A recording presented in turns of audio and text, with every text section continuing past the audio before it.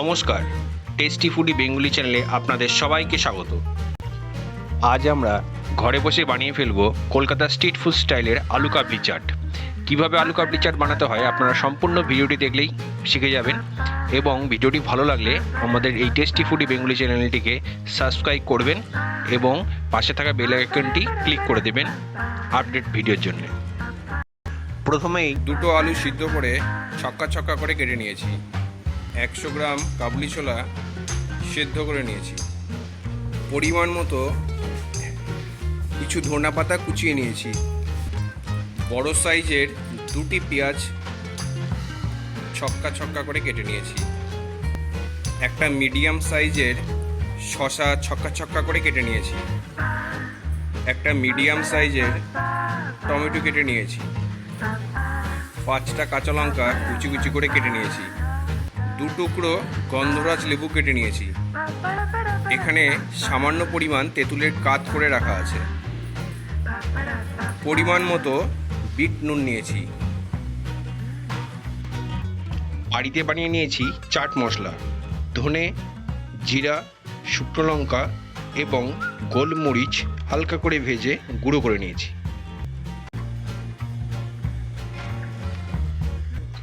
প্রথমে একটি পাত্রে আলুর টুকরোগুলো নিয়ে নিলাম। এবার এই টুকরোগুলোর মধ্যে সেদ্ধ করা কাবলি ছোলাগুলো ঢেলে দিচ্ছি। এবার কেটে রাখা শসার টুকরোগুলো দিয়ে দিলাম। এবার টমেটোর টুকরোগুলোও দিয়ে দিচ্ছি। এবার দিয়ে দিচ্ছি কেটে রাখা পেঁয়াজের টুকরোগুলো। এবার দিয়ে দিব কুচি কুচি করে কেটে রাখা ধনে পাতাগুলো। এবারে দিচ্ছি কাঁচা লঙ্কার টুকরো। গন্ধরাজ লেবু চিপে রস দিয়ে দিলাম।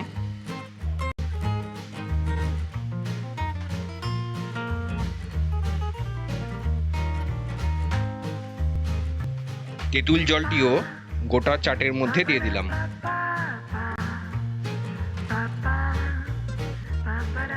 এবার চাটের মধ্যে পরিমাণ মতো আন্দাজ করে বিট লবণ দিয়ে দেবেন। এটা আপনারা যেমন যেরকম খান সেভাবে দেবেন।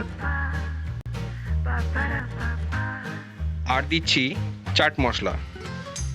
চাট মশলা দিলে আলু কাবলির স্বাদটাই অন্য মাত্রা নিয়ে নেবে। আপনারা বিকেলের টিফিনে যে কোনো সময়ে আলু কাবলি বানিয়ে নিতে পারবেন। খুবই সহজ একটি রেসিপি, ঘরেও সব কিছুই থাকে।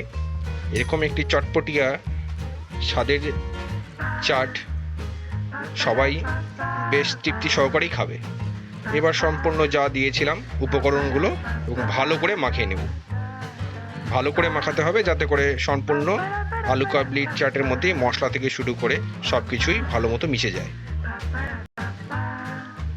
আলু কাবলি সবসময় চাইলেই বাজারে গেলে পাওয়া যায় না, মেলা টেলাতেই বেশি ওঠে।